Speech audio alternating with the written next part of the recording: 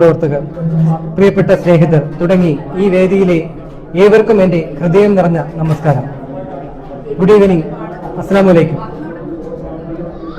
മാതാപിതാ ഗുരുദൈവം, മാതാപിതാ ഗുരുദൈവം, മാതാപിതാ ഗുരുദൈവം. ഭൂമിയിൽ മനുഷ്യജന്മത്തിൻ കണ്ട ദൈവം മാതാപിതാ ഗുരുദൈവം.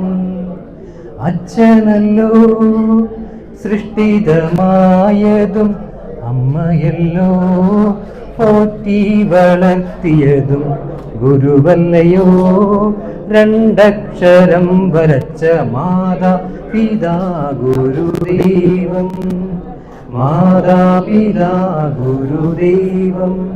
2025 എൻ്റെ പുസ്തകത്തിന്റെ പ്രകാശന സമയത്തും ഞാനിത് ചൊല്ലിക്കൊണ്ടാണ് ആരംഭിച്ചത്. ഇന്ന് ഞാനിവിടെ നിൽക്കുന്നത് ഒരു പുരസ്കാരം ഏറ്റുവാങ്ങാൻ മാത്രമല്ല, ഒരു സ്വപ്നത്തിന്റെ സാക്ഷ്യം ഏറ്റുവാങ്ങാനാണ്. അനശ്വര ഗായകനായ മുഹമ്മദ് റാഫിയുടെ നാമധേയത്തിലുള്ള ഈ പുരസ്കാരം കോഴിക്കോട് ലിബി പബ്ലിക്കേഷൻ പ്രസിദ്ധീകരിച്ച എന്റെ ആദ്യ പുസ്തകമായ അക്ഷരക്കടലിലെ വേലിയേറ്റം എന്ന് ലഭിക്കുന്നത് എന്റെ ജീവിതത്തിലെ ഏറ്റവും വലിയ അംഗീകാരങ്ങളിൽ ഒന്നാണ്.